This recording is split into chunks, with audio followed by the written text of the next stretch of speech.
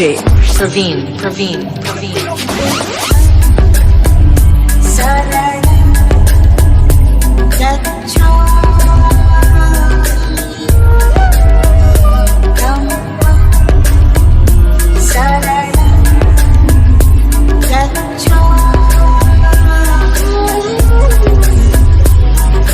Please refresh the page to listen to the sound.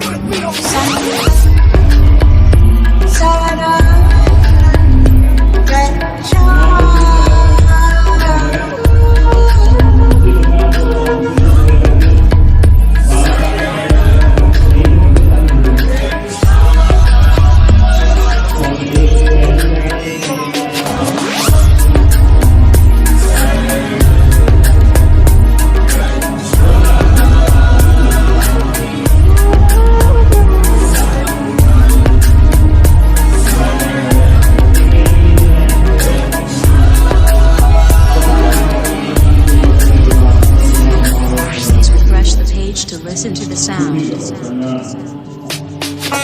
Ritesh.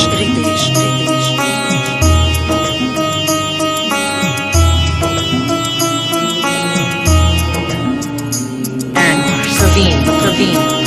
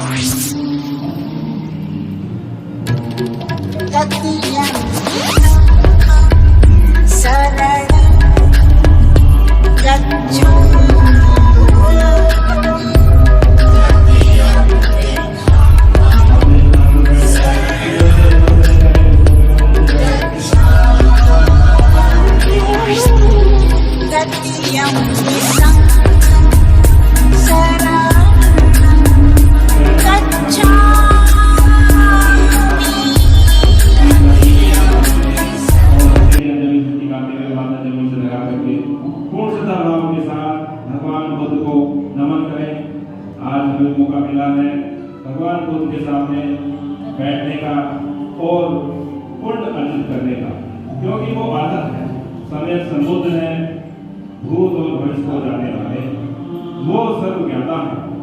वो बारी बारी से दोनों हाथों से पुष्प लेकर के पहले भगवान बुद्ध के चरणों में अर्पण करें, उसके बाद बाबा साहब के चरणों में अर्पण करें और मन, वाणी और शरीर को पवित्र बनाते हुए घुटनों के बल बैठ करके तिरबंदनीय नमन करें।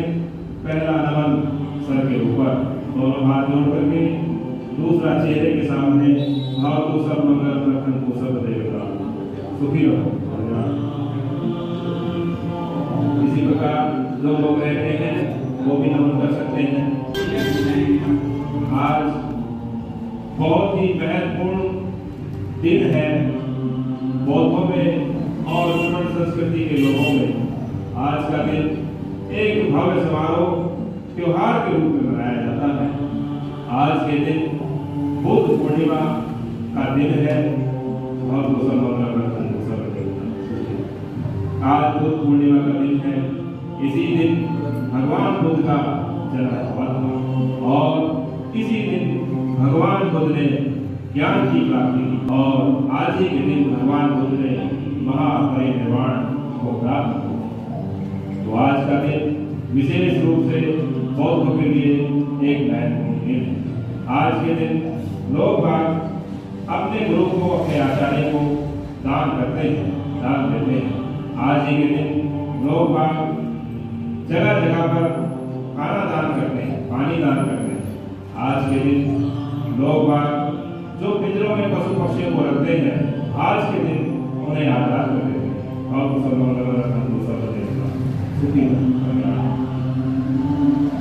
तो आज का दिन विशेष रूप से बौद्धों में मनाया जाता है। आज के दिन लोग बोध गया को जाते हैं, जो बौद्धों का एक तीर्थ स्थल है, जहाँ पर भगवान बुद्ध के तत्व विराजमान होते हैं और हम उनके समक्ष जाकर के पुण्य अर्जित करते हैं, नमन करते हैं, श्रद्धा भाव से ध्यान करते हैं। और कोई भी नहीं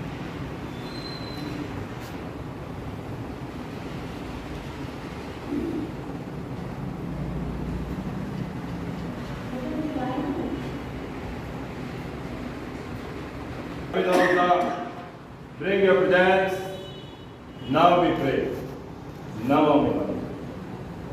To this holy place, the great Sakyamuni Buddha, bring your presents. Now we pray. Namaste. To this holy place, all the Bhagat Buddha and Bodhisattva, bring your presents. Now we pray.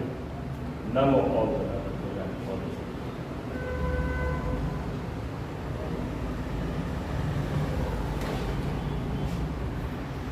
Buddham Namami. Buddham Namami. नमन करेंगे बैठ बैठी।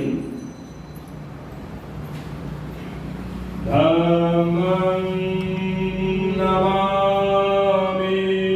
Dhammam Namami. नमन करेंगे। संघं Namami. Sangham Namami. नमन करेंगे।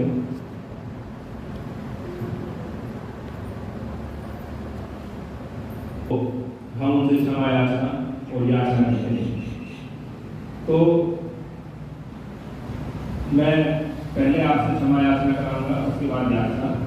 आप जो है मेरे बाद अपराधम काम तुम्हें बनते हमें तो बनते मुदियंती युक्ति ओकासा ओकासा वंदामी बनते बनामी बनते द्वारतीये द्वारा ये कर्त सर्वम कटर सकम अपराधम अपराधम हम तुम्हें बनते हमें तो बनते तद्यंपि युक्ति ओकासा ओकासा वंदामी बनते नामी बनाए द्वारतीये द्वारा ये कर्त सर्वम कटर सकम अपराधम अपराधम हम तुम्हें बनते।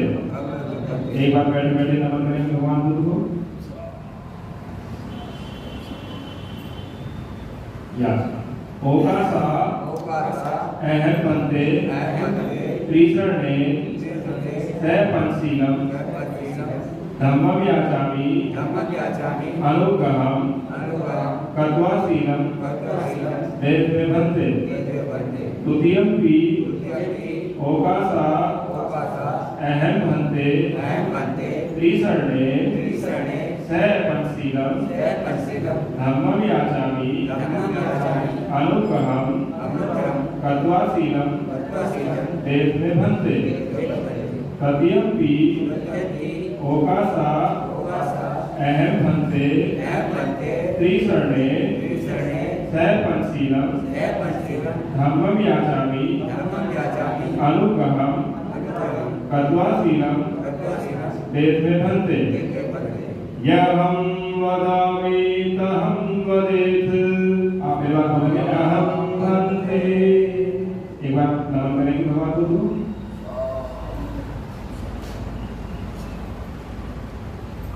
इसी प्रकार मेरे बात बोलेंगे नमो तस्से नमो तस्य भगवतो भगवतो अरहतो अरहतो सम्मा सम्मा सम्बुद्धस्य बुद्धस्य नमो तस्से नमो तस्य भगवतो भगवतो अरहतो अरहतो सम्मा सम्मा सम्बुद्धस्य बुद्धस्य नमो तस्से नमो तस्य भगवतो भगवतो अरहतो अरहतो सम्मा सम्मा सम्बुद्धस्य बुद्धस्य एक बार नमन करेंगे भगवान को तीसरा पहले मैं बोलूंगा उसके बाद आप बोलेंगे बुद्धं शरणं गच्छामि बुद्धं शरणं गच्छामि धम्मं शरणं गच्छामि धम्मं शरणं गच्छामि संघं शरणं गच्छामि संघं शरणं गच्छामि द्वितीयम्पि बुद्धं शरणं गच्छामि द्वितीयम्पि बुद्धं शरणं गच्छामि द्वितीयम्पि धम्मं शरणं गच्छामि द्वितीयम्पि धम्मं शरणं गच्छामि द्वितीयम्पि संघं शरणं गच्छामि द्वितीयम्पि संघं शरणं गच्छामि तृतीयम्पि बुद्धं शरणं गच्छामि तृतीयम्पि बुद्धं शरणं गच्छामि तृतीयम्पि धम्मं शरणं गच्छामि तृतीयम्पि धम्मं शरणं गच्छामि तृतीयम्पि संघं शरणं गच्छामि तृतीयम्पि संघं शरणं गच्छामि एक बार नमन करेंगे भगवान बुद्ध को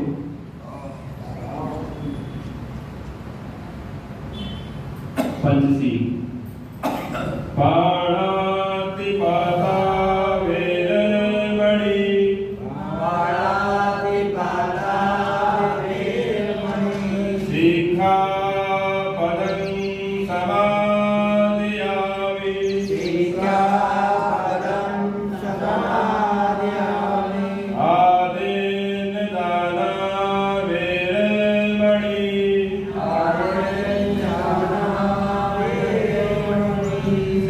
शिखापदं समादयामि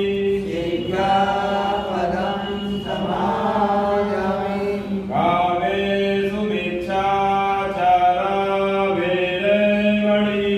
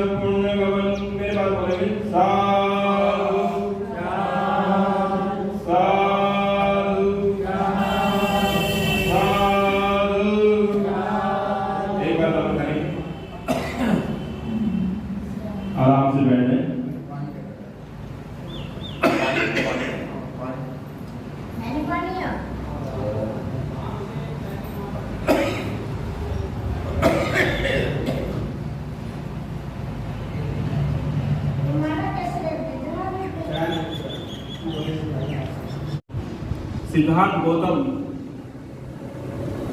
जब ज्ञान की तलाश में, ज्ञान की प्राप्ति के लिए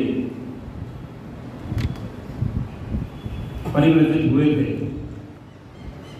तो आज के दिन, वैशाख पूर्णिमा के दिन, भगवान बुद्ध को ज्ञान प्राप्त हुआ। और आज ही के दिन भगवान बुद्ध का इस पृथ्वी पर जन्म हुआ। लुम्बिनी वन में माता महामाया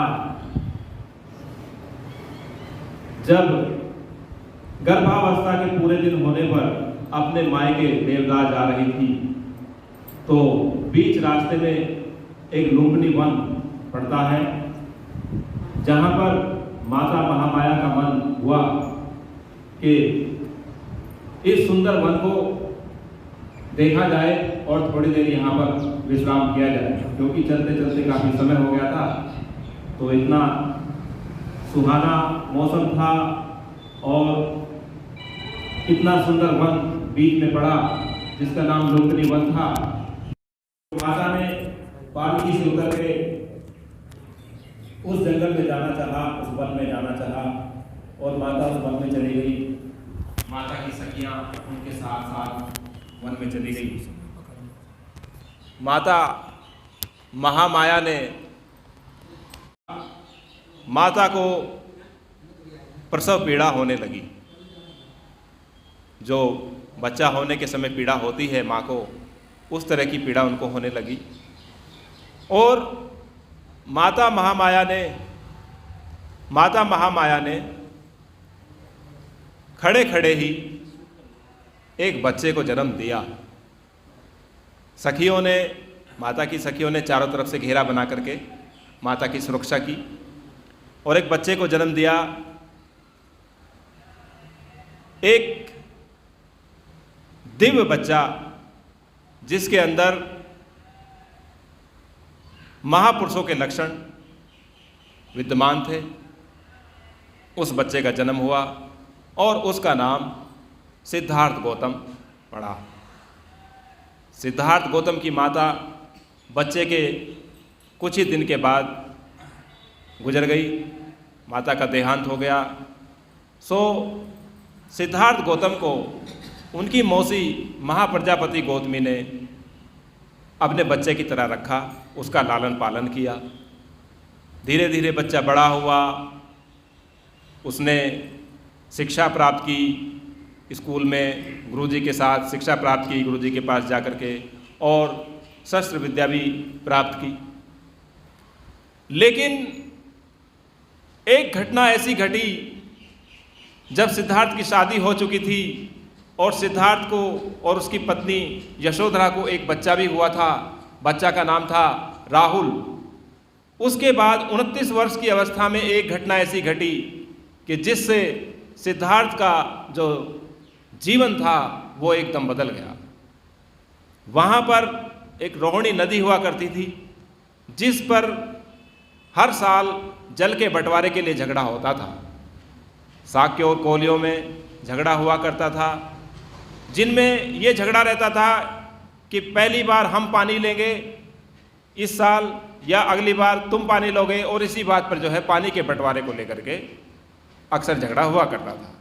लेकिन इस बार झगड़ा कुछ ज़्यादा बढ़ गया, और झगड़ा इतना बढ़ गया कि युद्ध होने तक की नौबत आ गई, जिस पर सिद्धार्थ गौतम ने युद्ध का विरोध किया कि नहीं, युद्ध से कभी भी बैर शांत नहीं होता है। बैर शांत होता है तो प्रेम से होता है, और आपसी भाईचारे से और आपसी सलाह से ही युद्ध टल सकता है।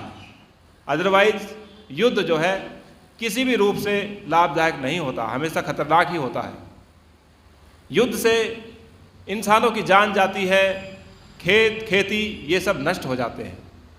लेकिन जो संघ था उस संघ ने सिद्धार्थ के इस प्रस्ताव को मानने से इनकार कर दिया, क्योंकि जो सिद्धार्थ ने प्रस्ताव रखा था कि युद्ध ना करके आपस में बातचीत से मसले को सुलझाया जाए, लेकिन जो संघ का जो बहुमत था वो सिद्धार्थ के विपरीत हुआ और युद्ध के पक्ष में हुआ। इसलिए संघ में एक ये बात थी कि भी जो संघ के नियमों को नहीं मानेगा उसके प्रति जो है उसके संघ जो है उसको सजा देगा और वो संघ की सजा का हकदार होगा। तो सिद्धार्थ को सजा के लिए चुना गया कि भी आपने संघ की बात को नहीं माना और इसलिए आप सजा के भागीदार होंगे। तो सिद्धार्थ गौतम को सजा मिली और सिद्धार्थ गौतम ने अपनी सजा के रूप में घर से प्रवज्जित होना चुना और यहाँ से सिद्धार्थ गौतम का जीवन चेंज हो जाता है। सिद्धार्थ गौतम ने घर जाकर के इस बात को अपने माता पिता शुद्धोधन और माता महाप्रजापति गौतमी से जाकर के बताया कि आज संघ की सभा में इस तरह की बात हुई है और मुझे घर से प्रवज्जित होना पड़ेगा। तो सिद्धार्थ के माता पिता ने कहा कि ये बात तो हमें पहले से ही पता चल चुकी है, लेकिन बेटे क्या ये सब होना ठीक है? क्या ये सब करना ठीक है? अब तो सुना है कि युद्ध जो है कुछ दिन के लिए टल गया है, तो क्यों ना तुम भी अपना प्रवज्जित होना कुछ दिन के लिए टाल दो, क्या पता युद्ध हो ही ना और तुम प्रवज्जित भी ना हो। तो सिद्धार्थ ने कहा कि पिताजी ये युद्ध जो है इसीलिए टला है कि मैंने उनको वचन दिया है और मैं वचन से वापस नहीं हो सकता। उसके बाद सिद्धार्थ गौतम अपनी पत्नी के कक्ष में जाते हैं और वहाँ पर अपनी पत्नी से सारी बात बताते हैं और पूछते हैं कि यशोधरा, अगर तुम मेरे स्थान पर होती तो तुम क्या करती?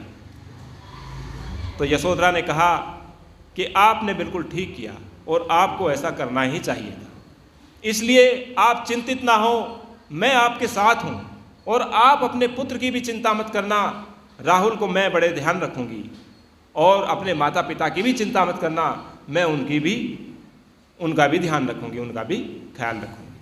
आप जब बाहर जा ही रहे हैं तो कुछ प्राप्त करके ही लौटना, इस संसार के दुखों को दूर करने का कोई रास्ता, कोई मार्ग खोज करके ही वापस आना।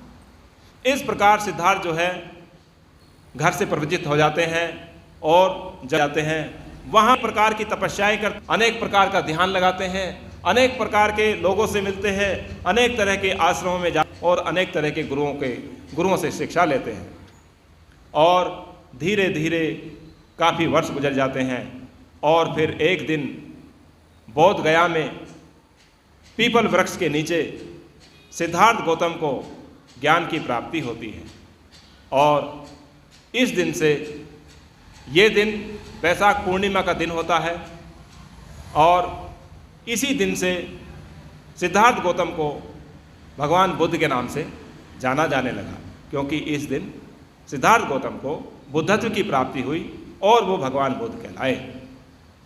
उसके बाद धीरे धीरे उन्होंने जो है इस तरह से सिद्धार्थ गौतम जो भगवान बुद्ध बन चुके थे, उन्होंने अपने धर्म का प्रचार किया। सबसे पहले उन्होंने धर्म का प्रचार सारनाथ ऋषिपत्तनम में दिया, जहाँ पर 5 भिक्षु थे।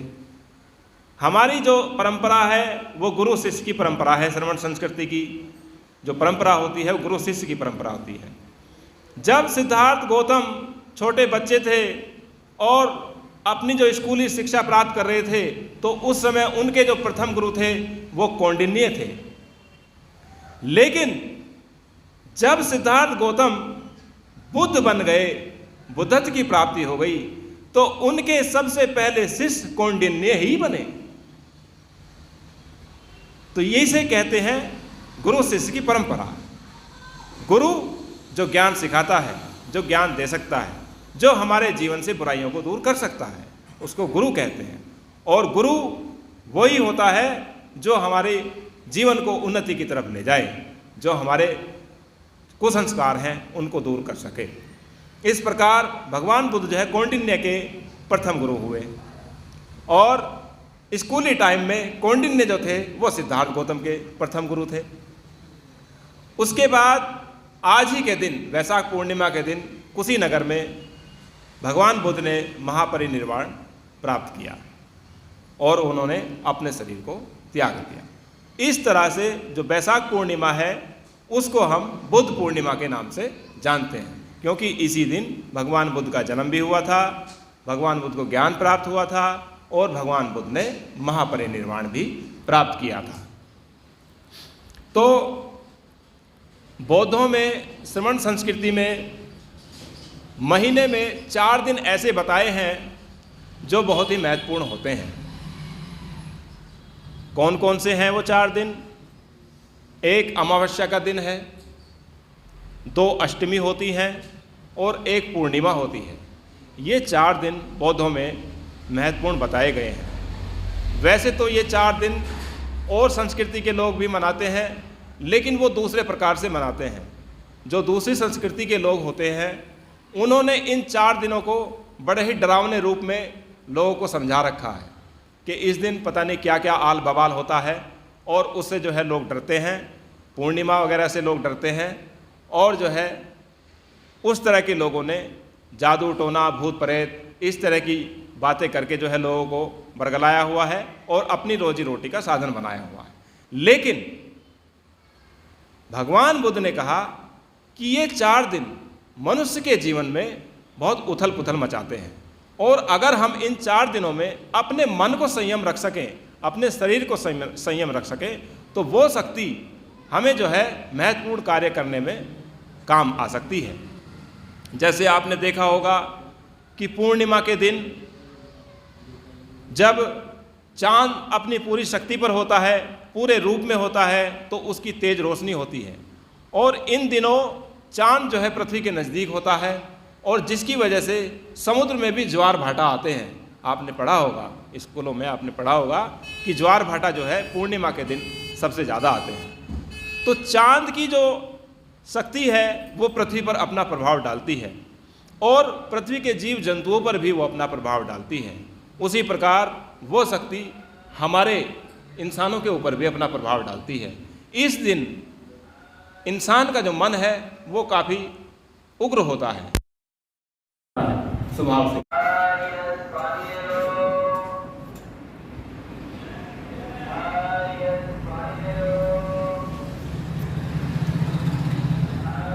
ठीक है।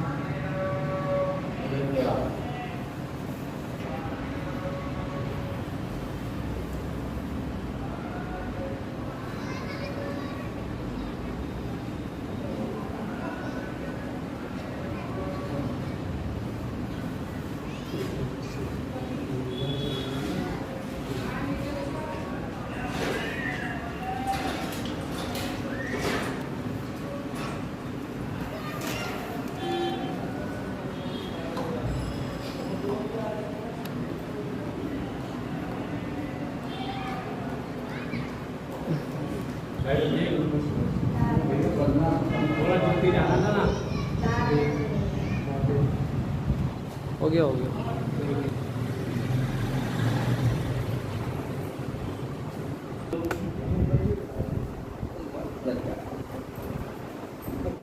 ठीक है, सारे दिन। एक बार जो है भगवान बुद्ध मगध में प्रवचन दे रहे थे, तो वहाँ पर राजा जो बिंबिसार थे उन्होंने भगवान बुद्ध से आग्रह किया कि भगवान, ये जो आप उपोषित व्रत करते हैं, अपने भिक्षुओं से भी करवाते हैं, तो इस उपोषित व्रत का लाभ जो है आम जनता को भी होना चाहिए। तो क्या आम जनता के लिए आप उपोषित व्रत की व्यवस्था नहीं करेंगे, उपोषित की व्यवस्था नहीं करेंगे? तो भगवान बुद्ध ने राजा बिंबिसार का जो आग्रह मान लिया और उन्होंने कहा कि ठीक है, आज से जो है आम जन के लिए भी उपोषित हुआ करेगा। तो महीने में 4 दिन जो मैंने बताए, इनमें उपोषित किया जाता है। या महीने में 4 दिन नहीं कर सकते तो महीने में 2 दिन कर लें, अमावस्या के दिन कर लें, पूर्णिमा के दिन कर लें। अगर इतना भी संभव नहीं है तो महीने में 1 दिन अवश्य करें, पूर्णिमा के दिन उपोषित व्रत अवश्य करें। इस दिन उपोषित व्रत करने से बहुत पुण्य कमाया जा सकता है, बहुत पुण्य लाभ मिलता है। तो इसमें होता क्या है कि आप सुबह सुबह उठें, रोज़मर्रा के जो कार्यकलाप हैं अपने उन्हें पूरा करें, नहाए धोएं, घर की साफ़ सफाई करें, अच्छे साफ़ सुथरे कपड़े पहने और किसी नज़दीकी बुद्ध विहार में, अगर आपके पास में नज़दीक में बुद्ध विहार है तो उसमें जाएं और वहाँ पर जो भंते जी होंगे, भिक्षु होंगे, उनसे जाकर के आप अष्टशील का जो है धारण करें और आपका जो उपोषित व्रत है वो सुबह से ही आरंभ हो जाता है और अगली सुबह तक उपोषित व्रत रखा जाता है। अष्टशील धारण करने के बाद गुरुजी आपको बताएंगे कि आपको क्या क्या करना होता है, भंते जी आपको बताएंगे। यदि आपके नज़दीक में कोई बुद्ध विहार नहीं है तो आप अपने घर में भी इस प्रकार से बुद्ध विहार सजाएं और बौद्धों के घर में इस तरह का बुद्ध विहार होना ही चाहिए। जो श्रमण संस्कृति के लोग हैं उनके सभी के घर में इस तरह से एक बुद्ध विहार होना चाहिए। भगवान बुद्ध की प्रतिमा हो, एक बाबा साहब की प्रतिमा हो या तस्वीर हो और वहाँ पर जो है इस तरह से आप अपने घर में एक बुद्ध विहार सजा के रखें और उस पर जो है रोज़ कैंडल या दीपक जलाएं और पंचशील त्रिशरण बुद्ध वंदना रोज़ आपको अपने बच्चों के साथ करनी चाहिए।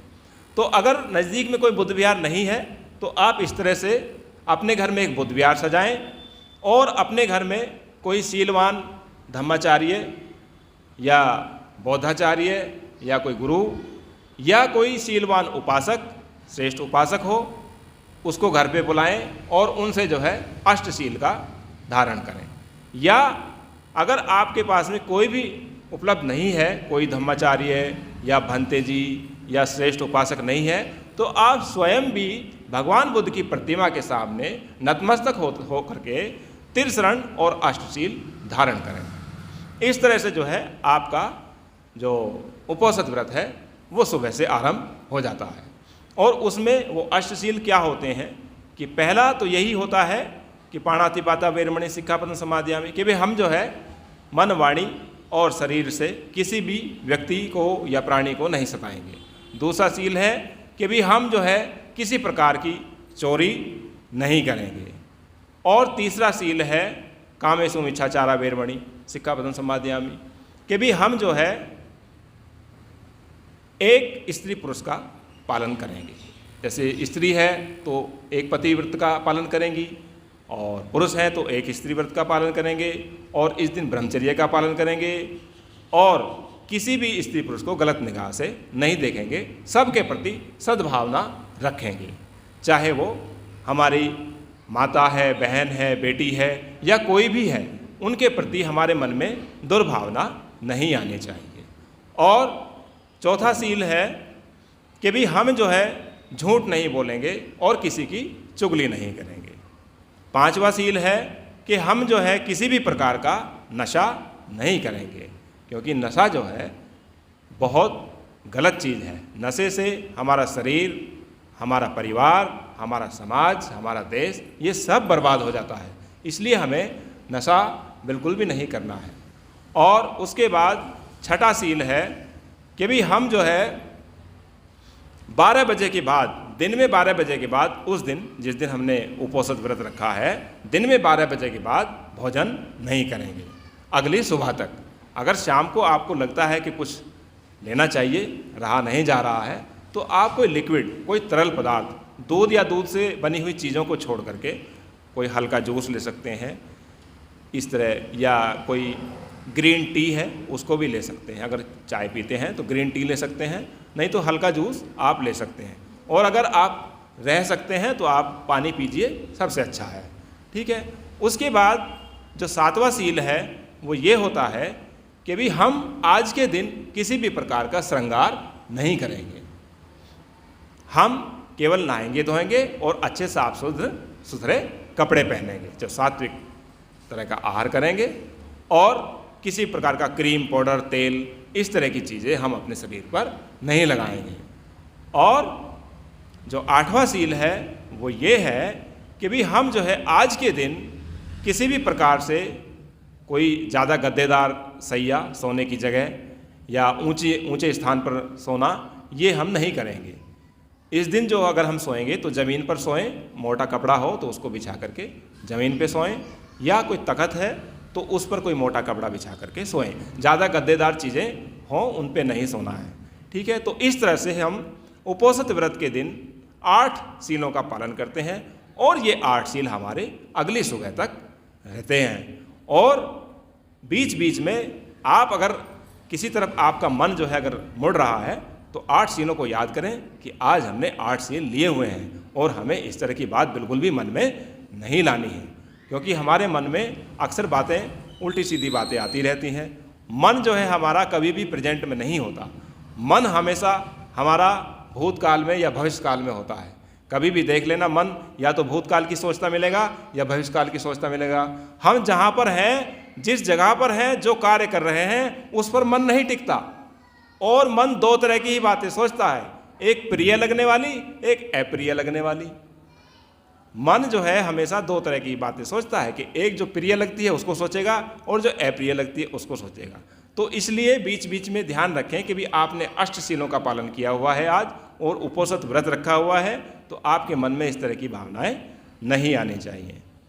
तो इस प्रकार से आज का जो दिन है बुद्ध पूर्णिमा का, आप अपने घर पे मनाइएगा, शीलों का पालन कीजिएगा। अगर किसी ने अभी तक उपोषित व्रत नहीं रखा है तो अब से आप शुरू कर दें। आज का दिन बहुत महत्वपूर्ण है, उपोषित व्रत करने के बहुत पुण्य मिलता है आज के दिन, ठीक है। तो अभी जाएंगे और 12 बजे से पहले पहले आप जो भी भोजन वगैरह है वो कर लेंगे और उसके बाद आप जो है अगली सुबह तक कुछ नहीं खाना है। तो अभी हम अष्टमंगल गाथा का जो है पाठ करेंगे और उसके बाद जो है हम अपने काम को जो है वंदना को, कथा को समाप्त करेंगे। तो सभी हाथ जोड़ करके बैठ जाइए।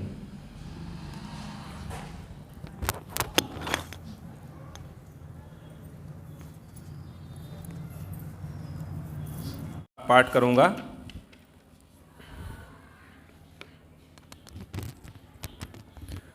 बाहु सहस्रमिभिनिमित्त सायुधन्तं गिरिमेखलं उदित घोर ससेनमारं दानादिधं विधिना जित्वा मुनिन्दो तं तेजसा भवतु ते जय मंगलानी।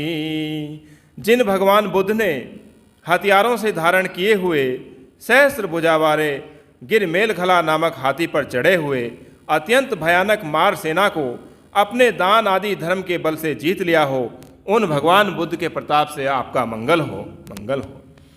मारातिरेकिमभियुज्यति सबरतिं घोरं पनालवक्क मखमयदयखं खन्ति सुदन्त विधिना जित्वा मुनिन्दो तं तेजसा भवतु ते जय मंगलानी।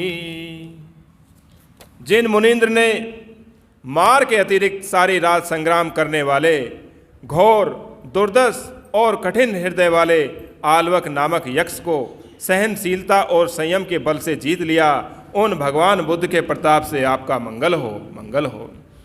नालागिरी गजवरं अतिमत्तभूतं दावग्गिचक्कम सनीव सुदारुणन्तं मेतम्बुसेक विधिना जित्वा मुनिन्दो तं तेजसा भवतु ते जय मंगलानी। जिन मुनीन्द्र ने दावग्नि चक्र और विद्युत के संपन्न अत्यंत मदोन्मत्त नालागिरी नामक हाथी को मैत्री रूपी जल की वर्षा करके जीत लिया, उन भगवान बुद्ध के प्रताप से आपका मंगल हो, मंगल हो। उखतिखगमतिहतं सुदारुणन्तं धावन्ति योजनपथं गुलिमालवन्तं इद्धि विसंखतमनो जित्वा मुनिन्दो तं तेजसा भवतु ते जय मंगलानी। जिन मुनीन्द्र ने हाथ में तलवार उठाकर योजन तक दौड़ने वाले भयानक अंगुलीमाल को अपनी सिद्धि के बल से जीत लिया हो, उन भगवान बुद्ध के प्रताप से आपका मंगल हो, मंगल हो। कत्वान कट्ठ मुदरंग इव गभनीया चिंचाय दुट्ठ वचनं जनकाय मध्य संतेन सोम विधिना जित्वा मुनिंदो तं तेजसा भवतु ते जय मंगलानि। जिन मुनीन्द्र ने पेट पर लकड़ी बांधकर जनता के मध्य गर्भिणी की तरह आचरण करने वाली चिंचा के अपशब्दों को अपने शांत और सौम्य बल से जीत लिया हो, उन भगवान बुद्ध के प्रताप से आपका मंगल हो। सच्चं विहाय मति सच्चक वादकेतुं वादाभिरोपित मनं अत्यंधभूतं पय्याप दीप जलितो जित्वा मुनिंदो तं तेजसा भवतु ते जय मंगलानि। जिन मुनीन्द्र ने सत्य को छोड़े हुए असत्यवाद के पोषक, अभिमानी, वाद विवाद करने वाले और अहंकार से अत्यंत अंधे हुए सच्चक नामक परिव्रजक को प्रज्ञा प्रदीप जलाकर जीत लिया हो, उन भगवान बुद्ध के प्रताप से आपका मंगल हो, मंगल हो। नंदोपनंद भुजगं विबुधं महिद्धि पुत्थेन थेर भुजगेन दमापयन्तो इधूपदेश विधिना जित्वा मुनिंदो तं तेजसा भवतु ते जय मंगलानि।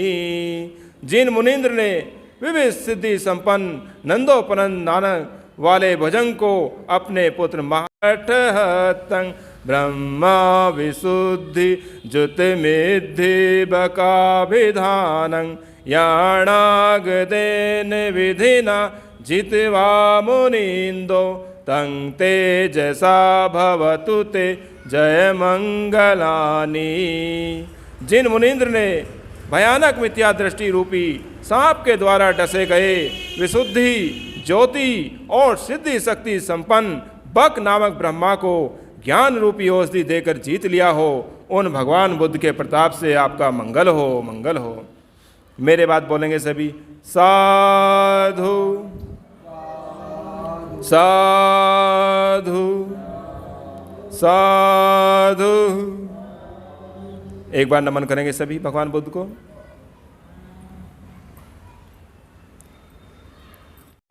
होतु सर्वे होतु जगेभिरो सर्वे भद्राणि पश्यन्तु मा किञ्चित् दुःखमागम सर्वे सत्ता सुखी होतु सर्वे होतु जगेभिरो सर्वे भद्राणि पश्यन्तु मा किञ्चित् दुःखमागम सर्वे सर्वे होतु जखेमिनो सर्वे भद्राणि पश्यन्तु मा किञ्चित् दुःखमागम। साधु साधु साधु। एक बार नमन करें भगवान बुद्ध को।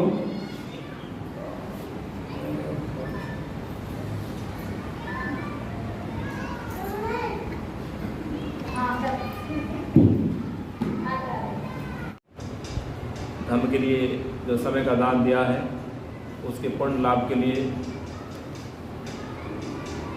भवतु सर्वमंगलं रक्षन्तु सर्वदेवता सद्बुद्धानुभावेन सदा सोऽसि भवन्तु ते।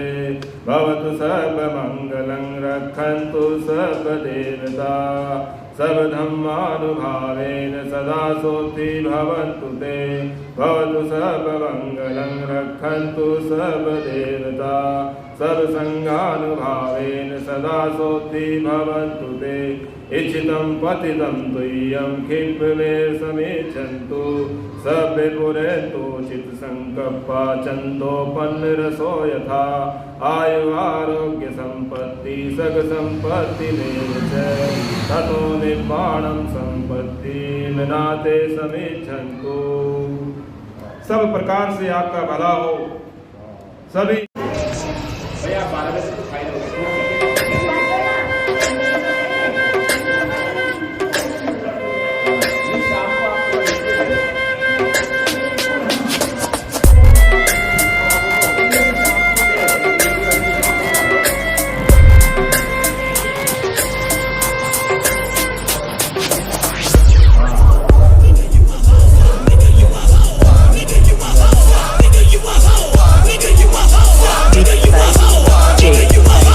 Ritesh, Ritesh, Ritesh. शरण शरण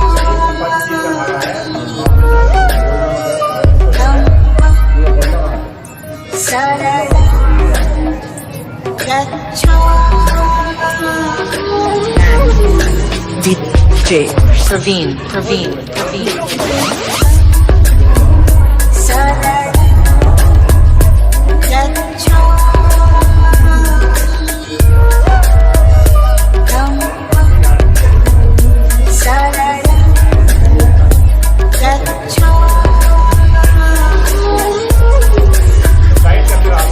Please refresh the page to listen to the sound.